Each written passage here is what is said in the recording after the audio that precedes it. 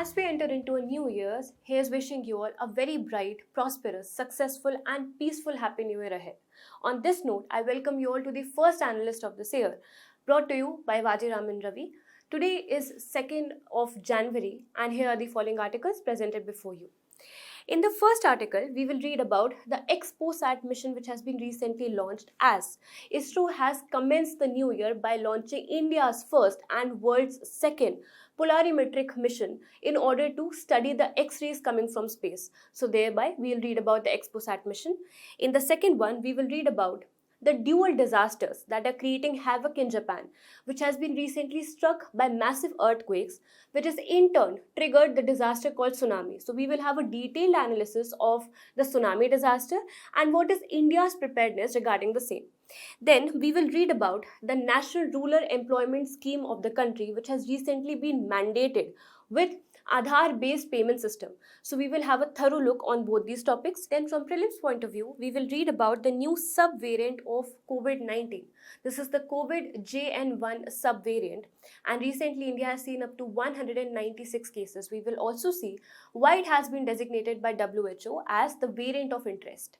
And finally, we will wind up the discussion by having a quick overview of the Indian economy parameters from last year, that is 2023. So let's get started.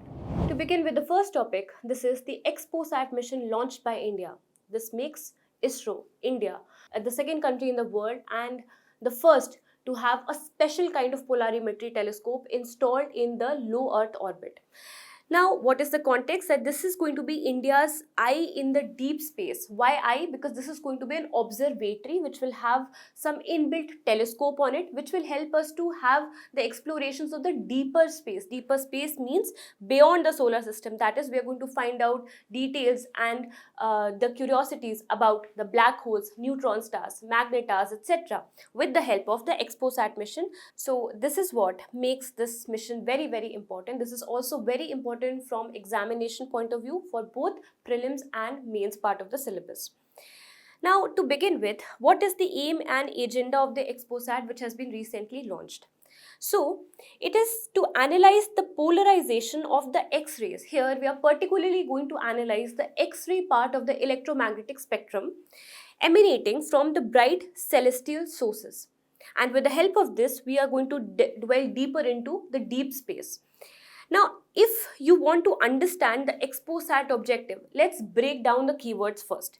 Here we are going to analyze the X-rays. So why only X-rays? Because if you observe the electromagnetic spectrum, this EM wave spectrum, you will see that these X-rays and gamma rays are the one having maximum frequency. Now, such high frequency waves could only come from a source which is emanating high energy or having high magnetic field in them. Magnetic energy in them, and these are nothing but the dense stars, for example, or the collapsed stars, for example, black hole, the neutron star, the magnetars, etc. So to understand these, because they are the very potential source of bringing or ejecting X-rays in the form of pulses, especially magnetars if you know so, black holes if you know so, because they prominently emit the X-rays. Therefore, our point of concern are the X-rays, and we are going to read about them. But we are not just going to read about the X-ray, rather we are going to read about or have detailed knowledge about the polarized X-ray. So what is a polarized wave? So as you know, if you talk about any light wave, any electromagnetic wave, it is a composition of two components. One is the electric field, second is the magnetic field, and both of them acts perpendicular to the direction of wave propagation. So for example, we have a plane with X, Y and Z dimensions. Now suppose a particular wave is traveling in Z direction, in Z direction. Now, one of its component will align to the x-axis, let it be the electric field, and one will align itself to the x-axis or to the y-axis, and this is going to be the magnetic field. So as you know that they both are acting perpendicular not just to each other but also to the direction of wave propagation. This is a typical electromagnetic light wave. But when a light wave moves, it generally goes in the form of an unpolarized wave, which means that it is prevalent in almost all the planes together, X plane, Y plane, Z plane, etc. So because most of the light that you see around you is unpolarized. You see very, very bright light. But what happens when an interceptor comes? Interceptor in the form of a very strong Polaroid, for example, the Polaroid glass that we wear, or for example, the electromagnetic or the magnetic spectrum or the magnetic energy that obstructs these and changes their polarization. All of these are the Polaroids. So when they come in between the unpolarized wave, what you will see that the light wave will become polarized. Polarized wave is that in which both the components, that is the electric field and the magnetic field, either of them or both of them are aligning onto the same plane. So here you can see that in a typical unpolarized wave, this is the electric field and this is the magnetic field. But in a polarized wave, you will see that, say, it is polarized in this direction due to some interference. So now you will see that this is the electric wave and this is the magnetic wave, or either one of them may also get cancelled out to some extent. So this is a typical polarized wave.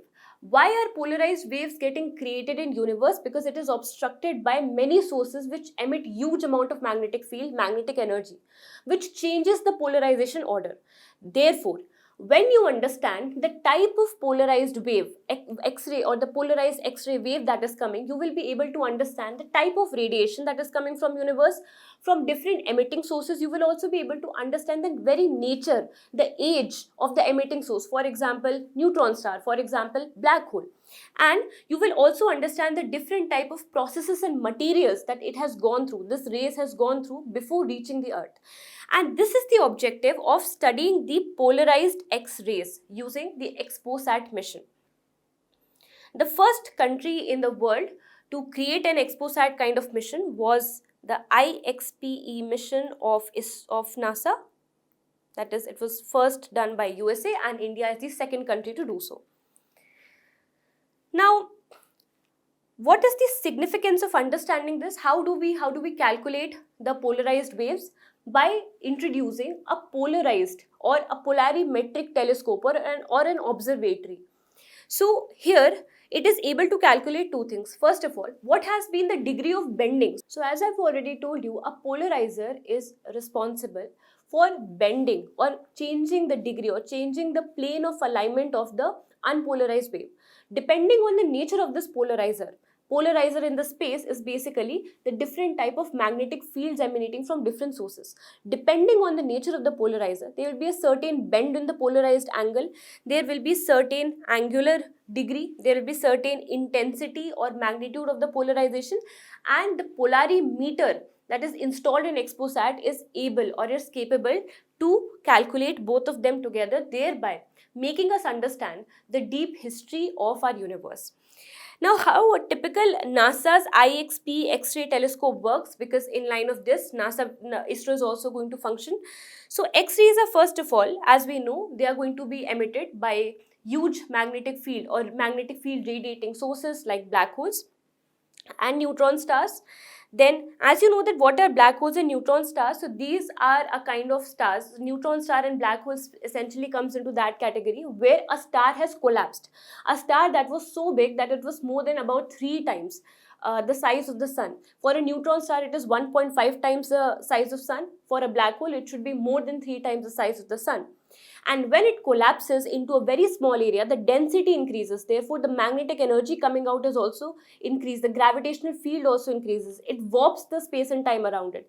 And therefore, they are able to create huge pulses of X-rays, high frequency radiation. When they emit it, these X-ray wavelengths, they are then acting as the signatures of the bodies that have created them. And finally, the telescope which has installed the polarimeter in it, it will be able to understand, figure out these signatures of the X-rays and then understand the celestial bodies instead. So this is how it is going to work.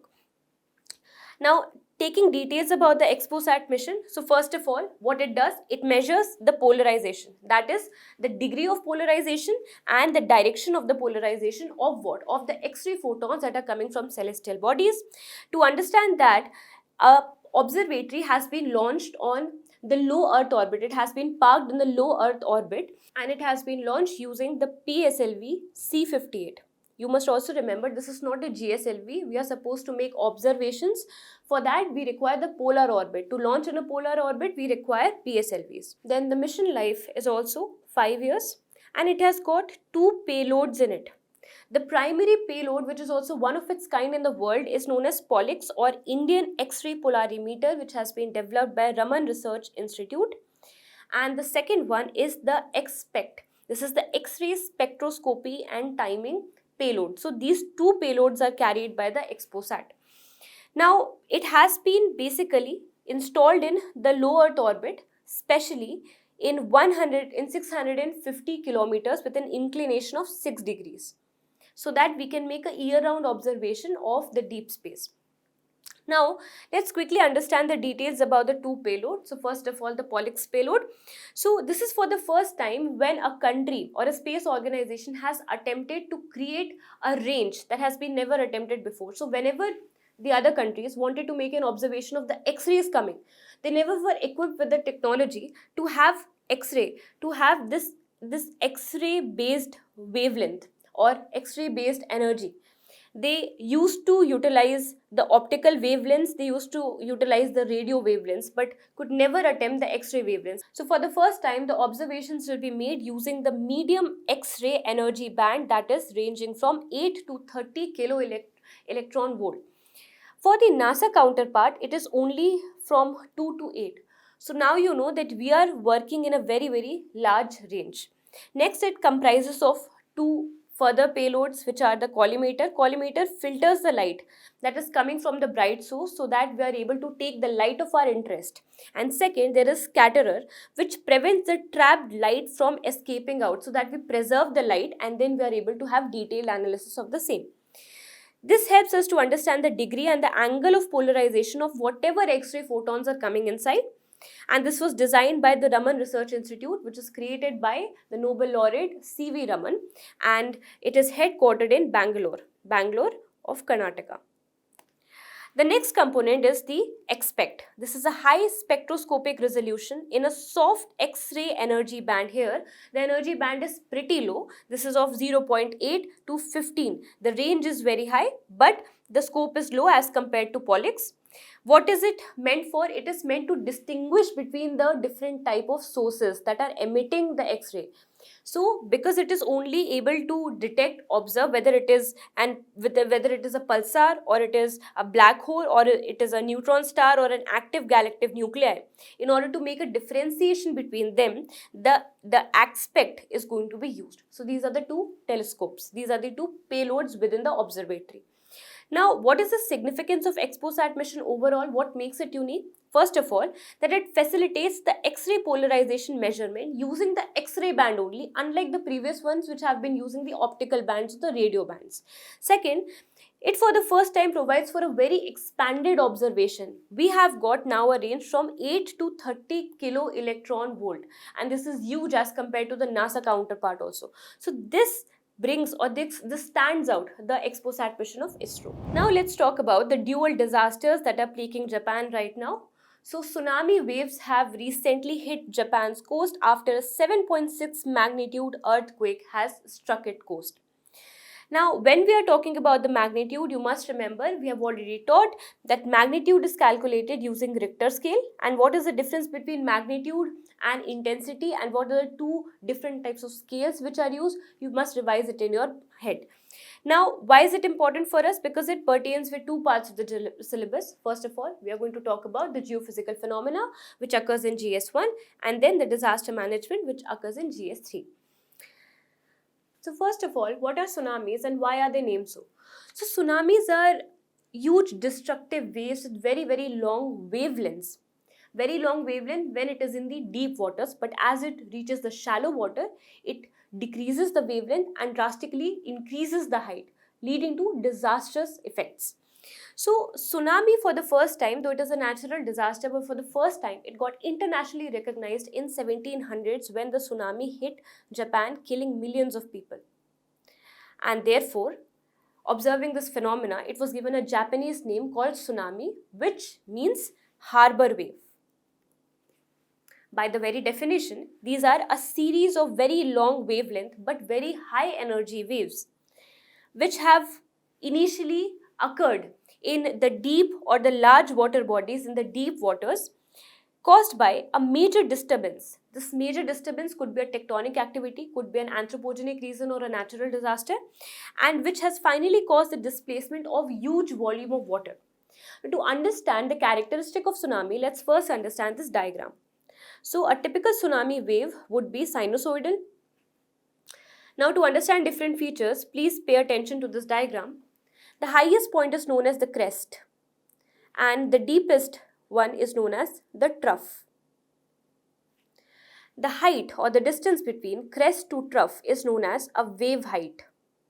And when I'm saying the height drastically increases as it reaches the coast, it is the wave height. And then the distance between one crest to another crest is known as the wavelength of a tsunami. So when I'm saying that wavelength is very large, when we are in the middle, when we are in the place of source of origin in the deep waters, then I mean by this wavelength. The half of this wave height is known as amplitude. Now, when you look into a typical tsunami wave, especially in the deep waters, you will find that it is moving like this. Now you can see that it is having a very, very long wavelength, which means that and very long wavelength and also very traveling at a very high speed, similar to that of a jet stream. So in time, say 5 seconds, it has reached to say about 1 kilometers. That is its wavelength. As it reaches the coast, because there is an obstruction here, it cannot expand more. And we also know that the principle of conservation of energy always stands true.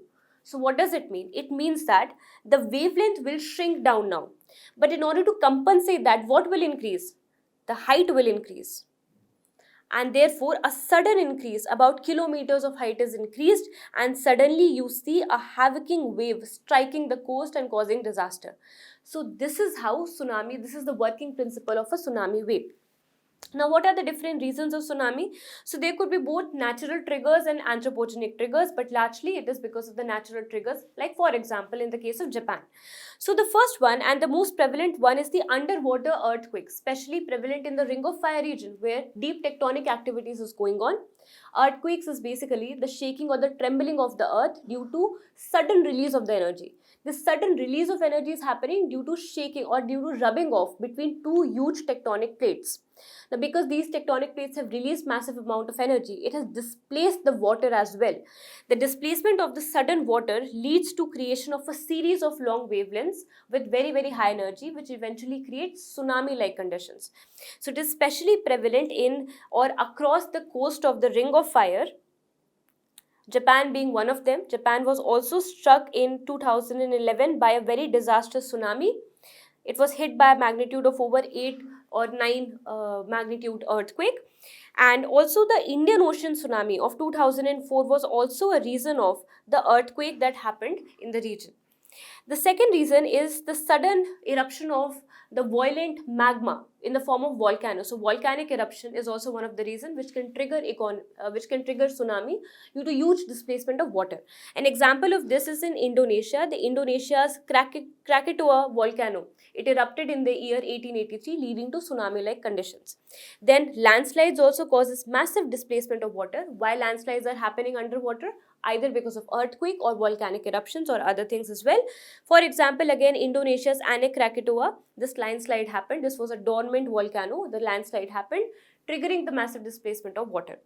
Then meteoroid or asteroid impact can also lead to huge displacement of water, leading to tsunami-like waves. And finally, some anthropogenic reasons like underwater explosions, or for example nuclear explosions. This will also bring the trigger waves that could displace the water, leading to tsunamis.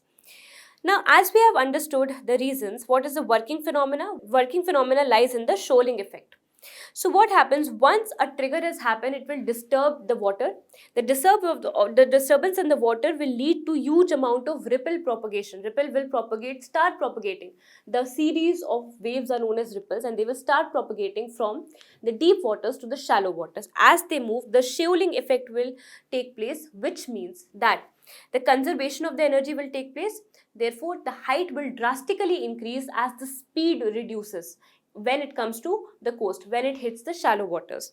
So this leads to the overall coastal devastation, and therefore it is considered as a very bad disaster. Now, why is Japan vulnerable to it? First and foremost, you look into this map and you will be able to understand that Japan lies in the ring of fire. And because it lies in the ring of fire, each and every country which has got its coast in the Pacific Ring of Fire, which is a very active tectonic zone, it leads to having many earthquake and volcano disasters, and eventually triggers tsunami-like conditions wherever it's a coastal area.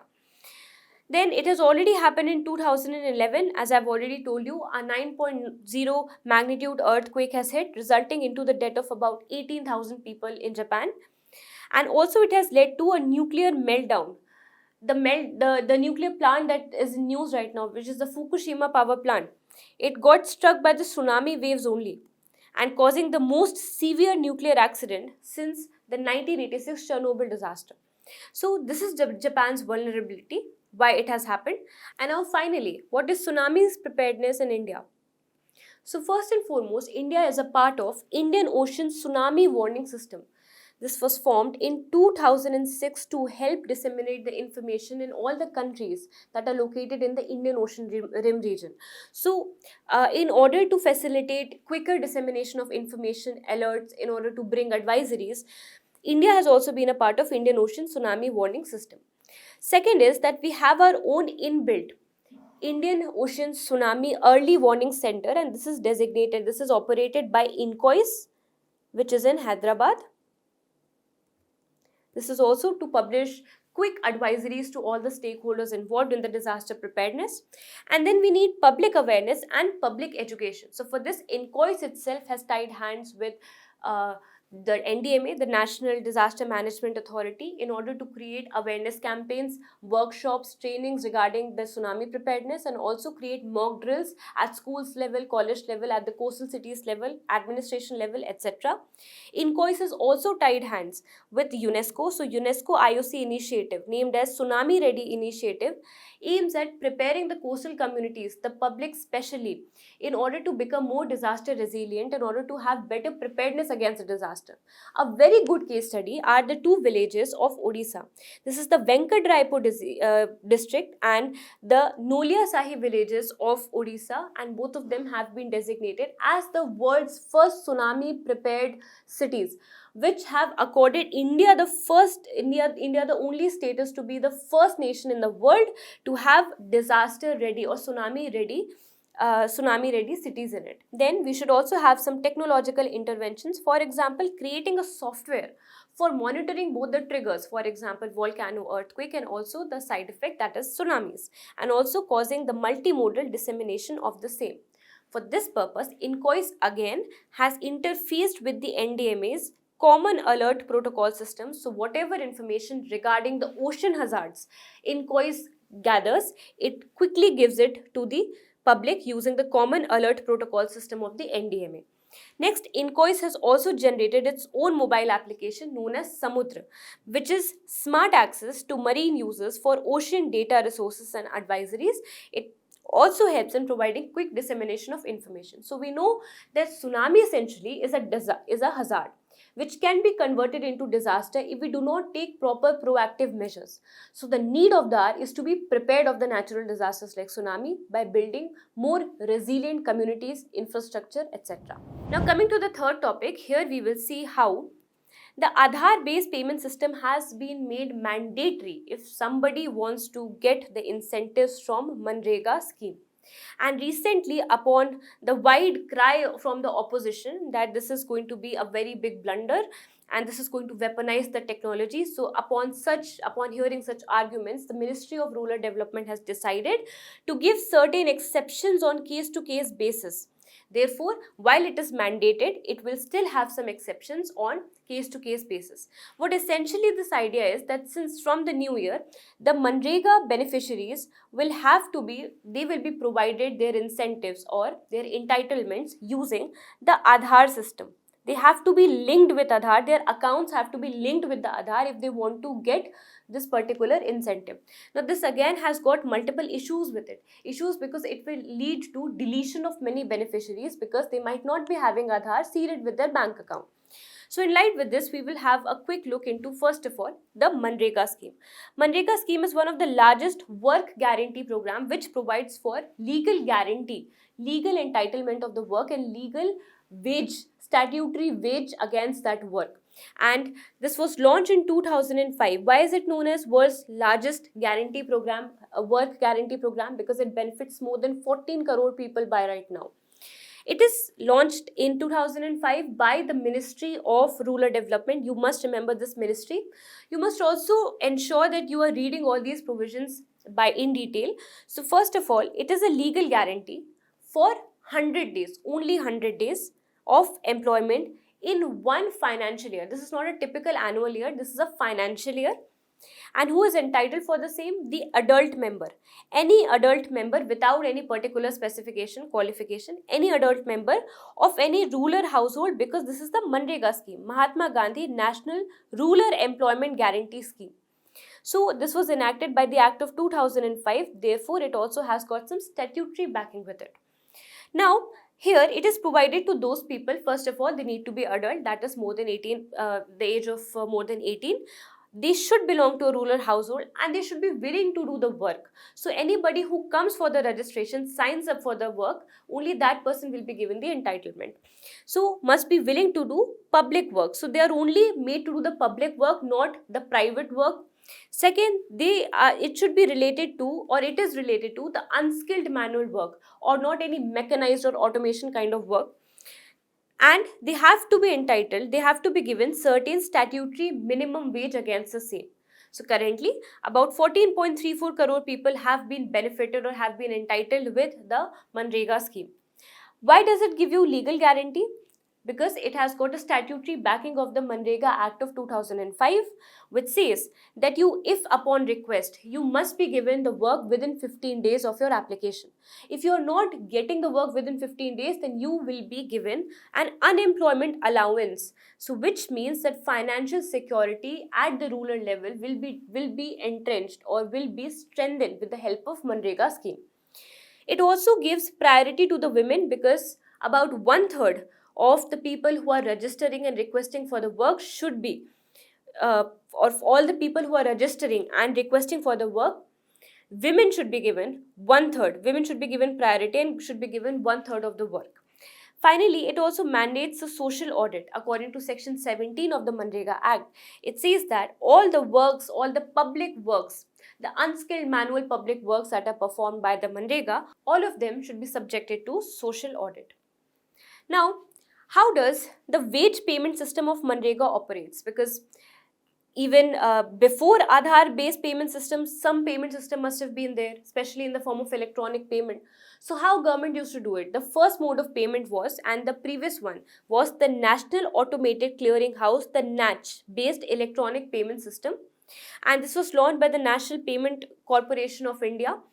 And this is an electronic payment platform which is taken up by the government in order to provide clearing of the funds that are recurring in nature, in order to provide interbank transactions of huge amount.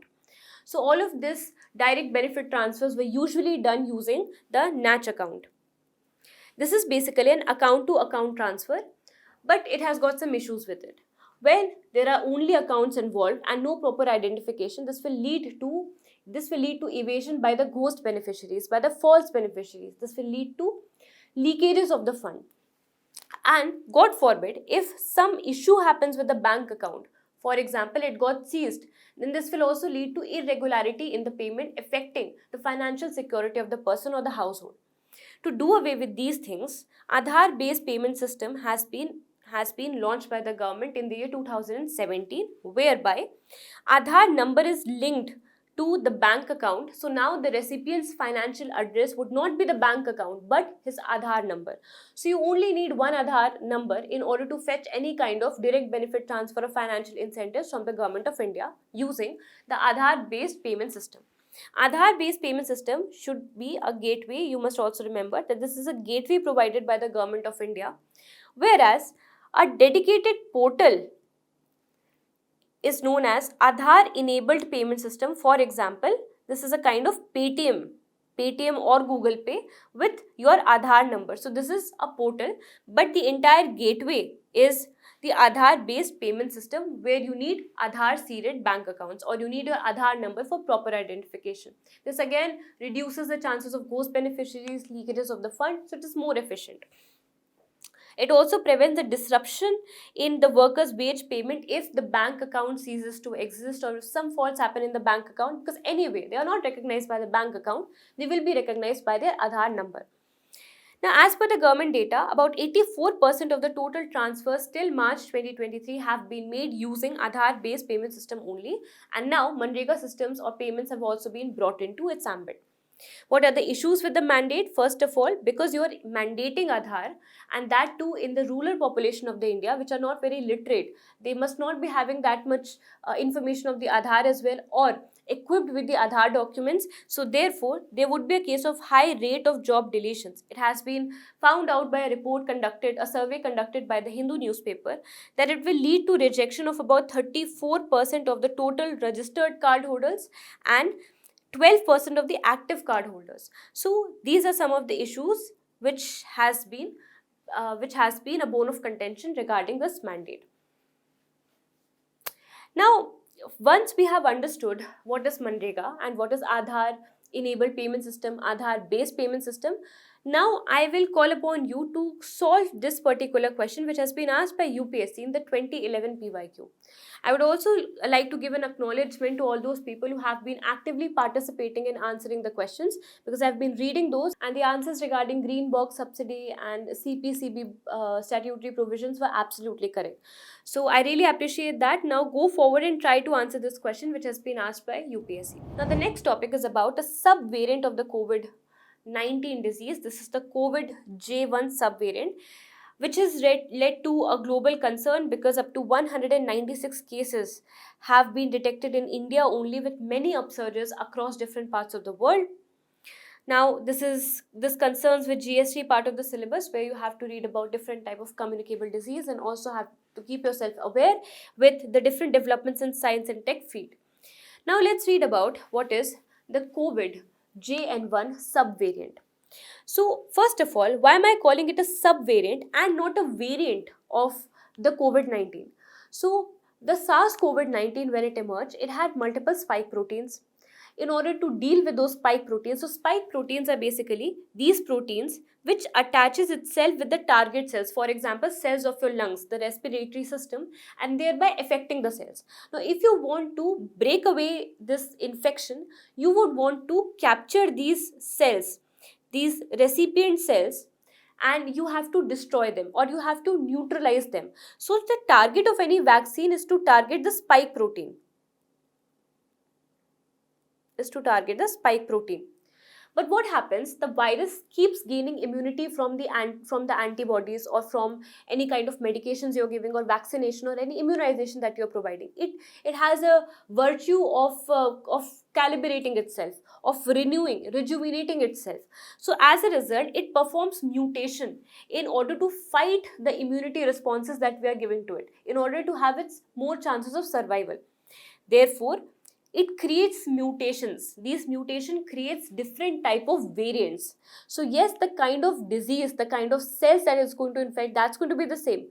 But the viability, the amount of infection, the amount of transmission, the amount of antibody evasion that it can do, that can differ.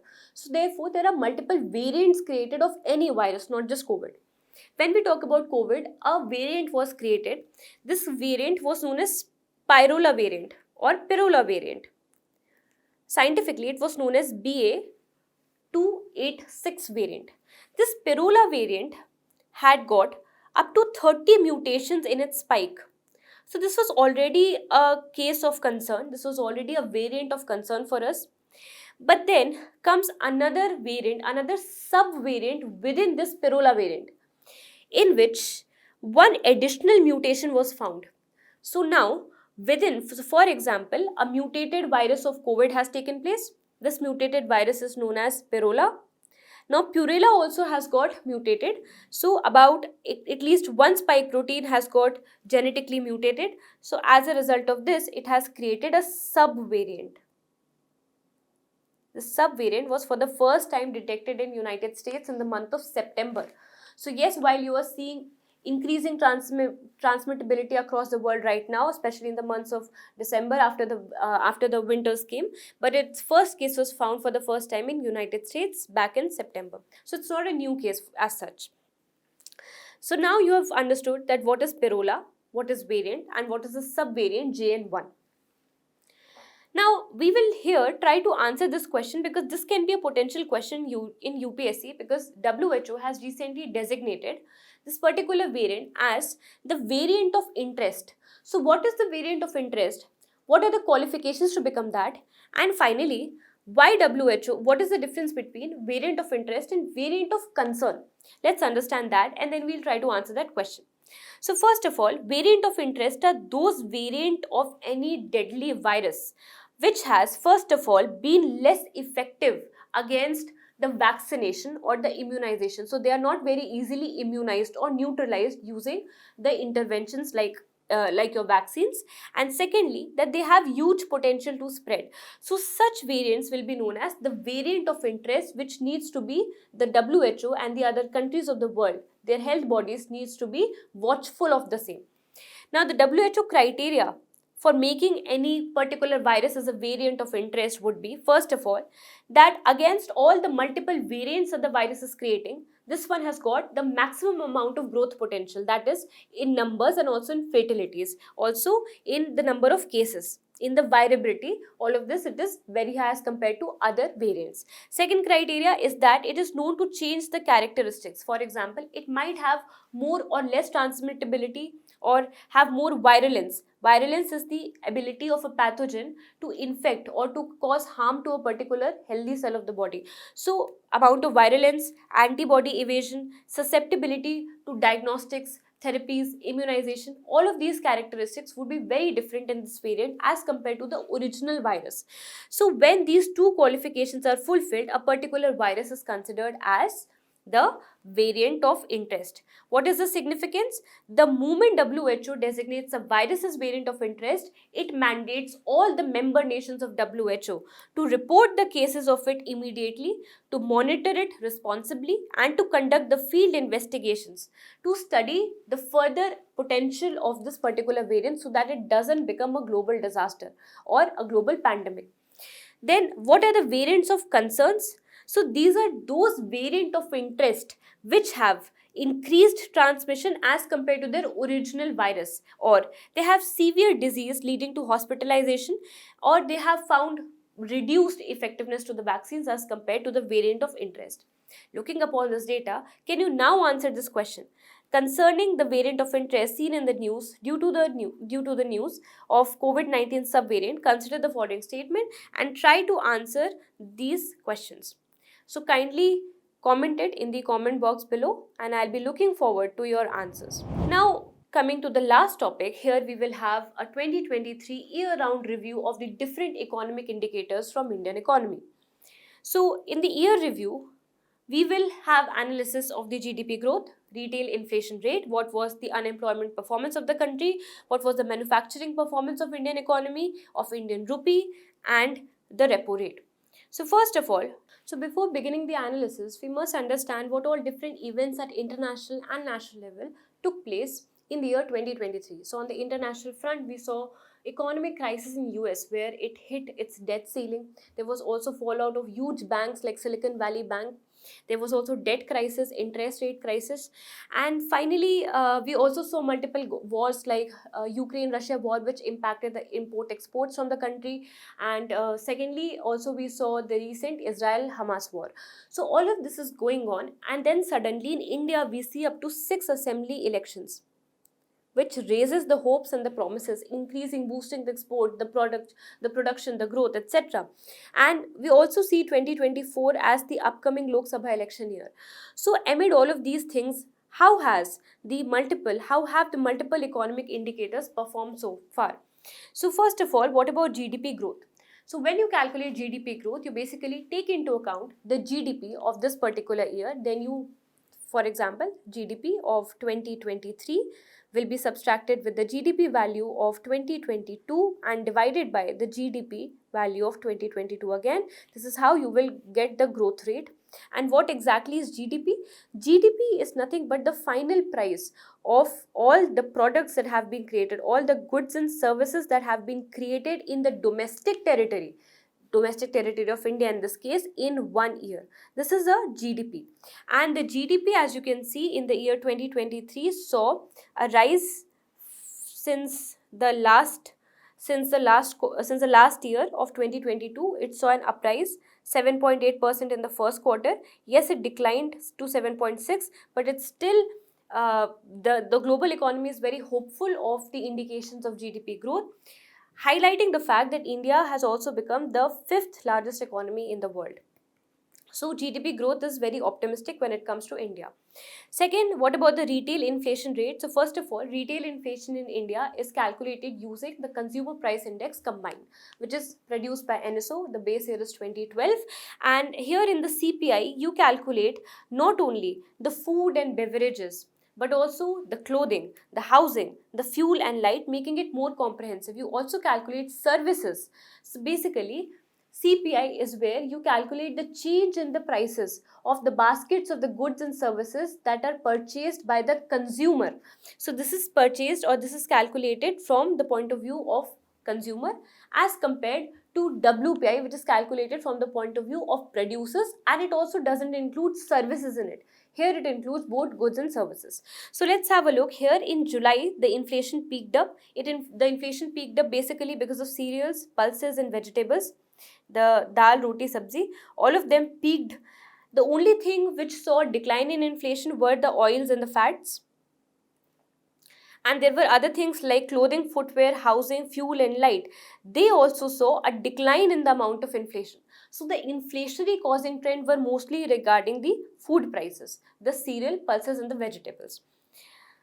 Then what about manufacturing point of view? So from the manufacturing point of view, we calculated using Purchasing Managers Index. So Purchasing Manager Index is a survey based index that is calculated. The survey is done and it understands the perception of different stakeholders regarding Indian economy, whether the growth is expanding or it is constricting. And here we take into account multiple manufacturers. So this is Purchasing Managers Index. A base level is created of 50. So whenever a reading above 50 is noted, it signifies that the economy is expanding, and whenever it is recorded below 50, it signifies that the economy is contracting. Now as you can see, then in the last 3 years, economy has always been above 50. And also our purchasing capabilities have increased, our manufacturing capabilities have increased, leading to rise in the PMI as well. So in June 2023, you can see that it peaked. Then what about the Indian rupee? Indian rupee actually saw the overall depreciation of about 0.29% in this particular financial year, in the last year 2023, and that was largely because of the rise of the federal interest rate of the USA, because of which it attracted a lot many investors which eloped from the Indian market. Why? Because in the Indian economy the interest rate was not very high, that was not very beneficial for them. Rather, they moved out from Indian market to the USA market where the interest rates are more high. This depreciated the demand of the products of India.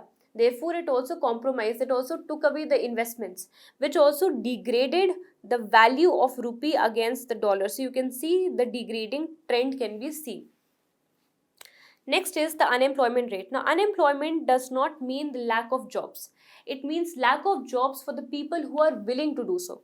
So when it comes to India, in the month of October 2023, we saw peaked levels of unemployment at 10%. So here we are moving at an average of 8% of unemployment rate. And what is the repo rate and what is the performance? So repo rate is basically a monetary policy instrument that is utilized by RBI to regulate the money flow in the market, to regulate the inflation in the market. This is basically the amount of interest rate that a commercial bank has to pay when it gets loan from the RBI. So this repo rate from the RBI has remained constant. So this repo rate has been kept constant by RBI to 6.5%, and it is likely to retain its stance till the August of 2024. So these were some of the economic indicators and their performance in Indian economy. You can utilize this data not only in prelims but also in your arguments of mains examination. So this was all about today's discussion. I hope you have a very good new year ahead. So on this note, I would like to take your leave. Thank you so much. Have a nice day.